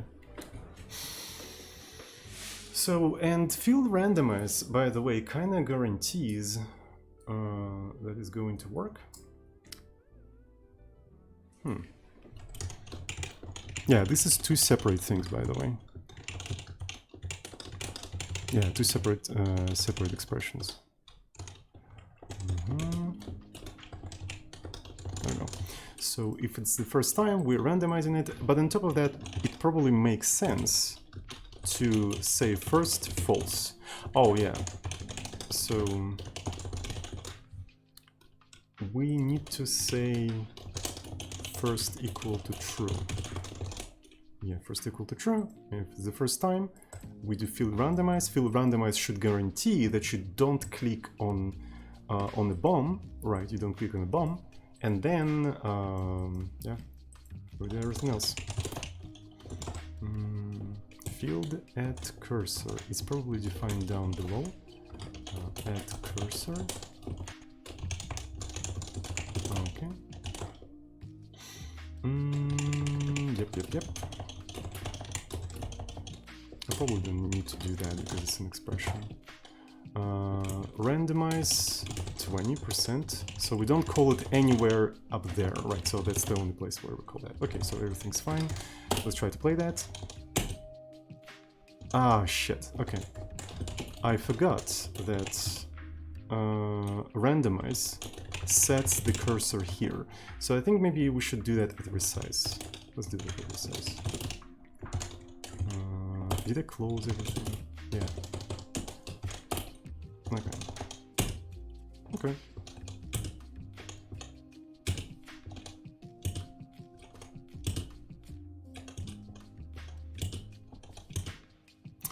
So this is still not ideal.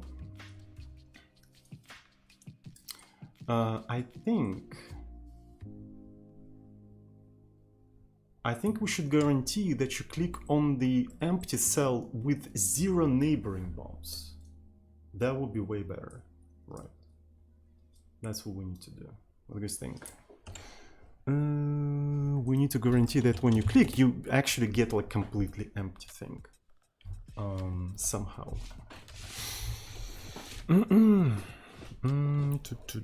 But that will actually require a little bit more sophisticated stuff, right? So field open add cursor. Where is that? So we use that in a couple of places. No, it's not add cursors, add cursor. It's is add cursor. Huh?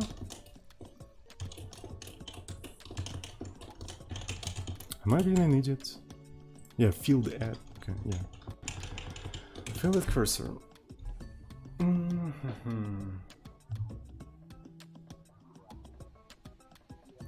We can always just like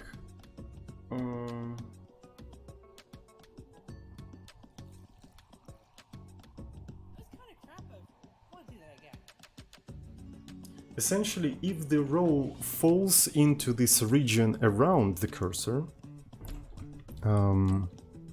we also ignore it.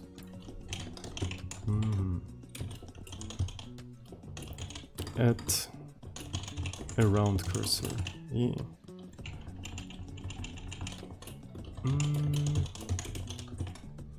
Field row column integer boolean. Excuse me. Alright, so this is row and column, and we need to do the similar thing: d row, d column, an integer, and then for d row -1 to 1, for d column -1 to 1. Right, and if field add cursor row plus d row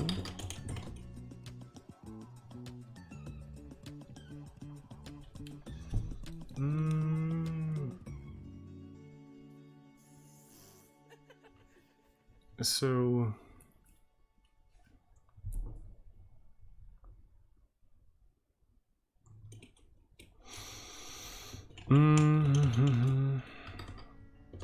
if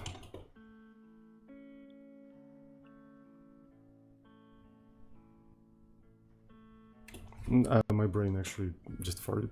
Okay, field cursor row is equal to that.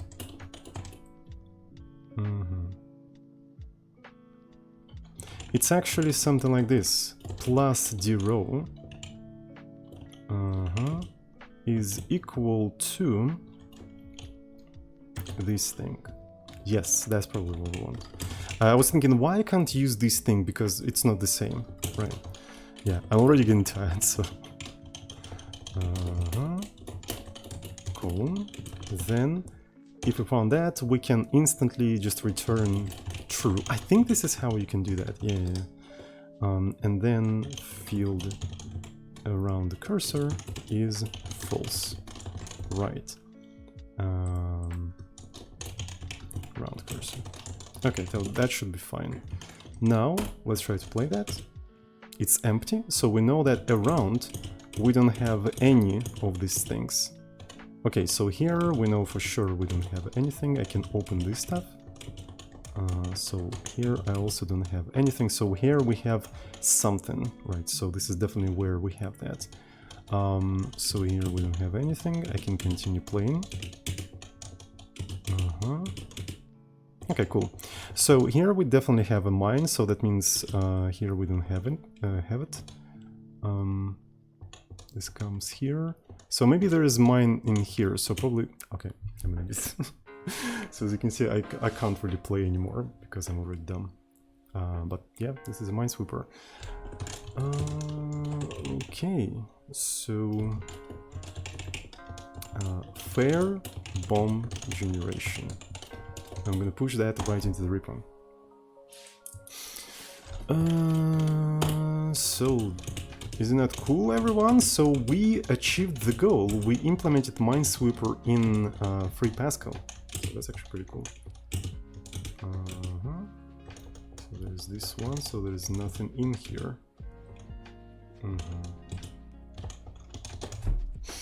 Okay, so and if I click on that one, I'll get this stuff. Another thing I want to implement. Oh man, like how are we gonna implement the flags? Right, so if I want to implement the flag, how exactly is it going to go? So maybe open should in fact be some sort of like a separate layer, right? So this thing can be either open, close, or flagged. When it's flagged, it's closed, but it's just like shows the, you know, the thingy.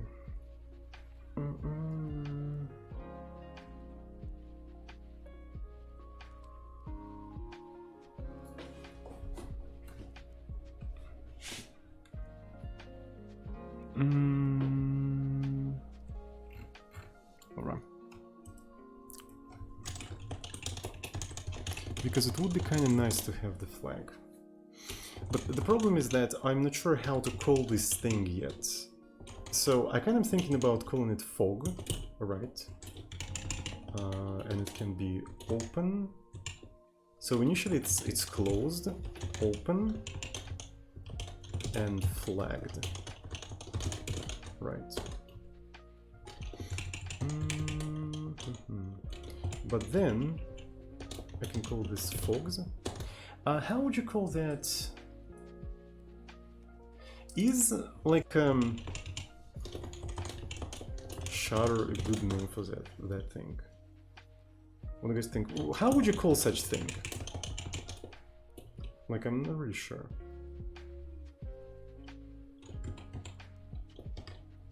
I'm gonna call it fog. Alright, so let's go through the compilationers. So fog is open. Okay, open fogs.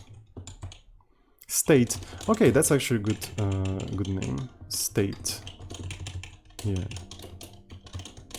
States, and this is a state. Okay, so this is states, and this one is open. State. So open at cursor, right? So you just do the open. So here we open only the bombs, states.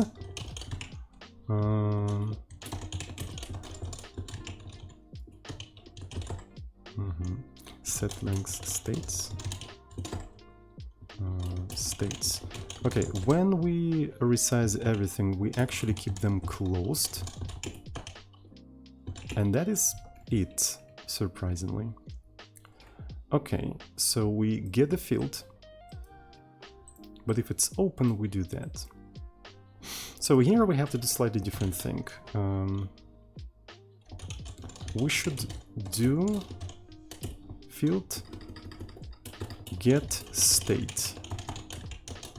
Alright, so get state.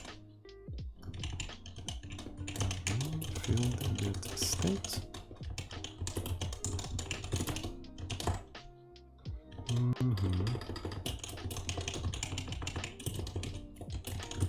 Open. So that means here we in fact can do case off open. Right, so something like this. So open, then close, and this is where we do that, and then flag, this is where we do that. Yeah, there we go. Good enough. So here's the step.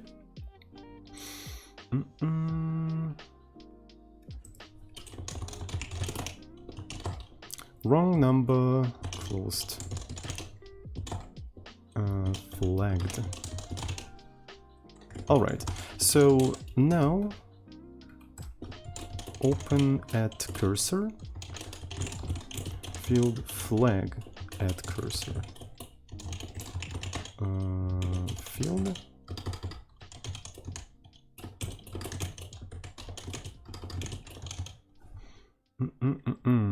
Do we want to do that? No, we don't really care, so that means it's a procedure. Begin, end, and then I'm gonna take this thing.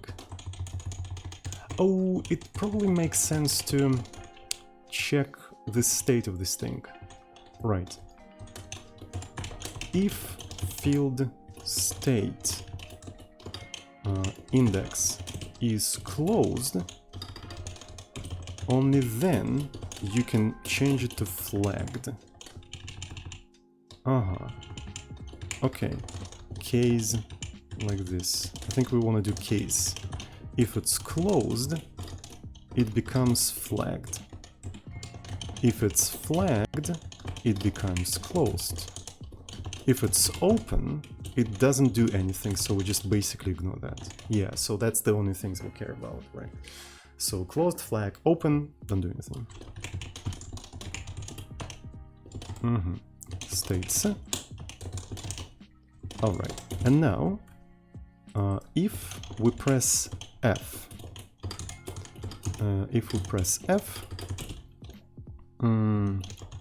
field flag at cursor main field.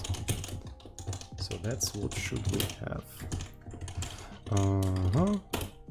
Okay. I cannot flag that. Alright, that's cool. And we'll probably have this thing in here.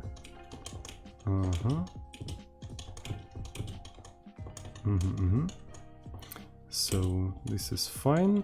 And we'll probably have something in here as well. Alright, cool. So we have a functionality that flags something, and if I do something like this, it shows that. Alright. I also really like that it just keeps the flags here as well. Okay, that is cool. That is super cool. And now I'm gonna commit the flag functionality. Flagging feature. There we go. Cool. An actual Minesweeper, the terminal Minesweeper in Pascal in 2 hours. That's what we managed to do. We managed to implement that in 2 hours. That's very cool. So you can find the source code here, right? You can find it in here, or in the description if you're watching on YouTube. So give it a star, give it a like, subscribe, and yeah, how everyone is doing. So wasn't it cool? I think it's actually pretty cool, right? So Pascal is such an underrated language. Everyone hates it because everyone is forced to program it in school and universities and stuff like that. But I think by itself, it's not a bad language, actually. It's not a bad language. Sermon, what's up? What's up, Sermon? Alright, I guess that's it for today. Thanks everyone who's watching me right now. I really appreciate that. Have a good one, and I see you on the next stream. How about it? So maybe we should raid somebody. We haven't raided anyone for quite some time already, so... yeah. Is anyone programming in Pascal right now? Is anyone on the science and technology, it's not the science and technology, but software development section who still uses that language except us, right? Because we're already finishing the stream. Forcing, we should raid Forcing, that's for sure. So I have some of the channels that I follow. So this call. Reverse engineering Packers. Well, reverse engineering sounds actually pretty good. I don't remember who that is, to be fair, so I'm sorry. So we're gonna rate them. But if I follow them, that means they're a good streamer, right? So I usually follow people that I want to raid later. At least I used to do that. Raid. I only wish the Twitch was a little bit faster than this scroll. Already... Okay. So painful. I put that on pause and it's still... Okay. It still plays the video even though I paused it. Unbelievable. Anyway, thanks everyone for watching. Love you all.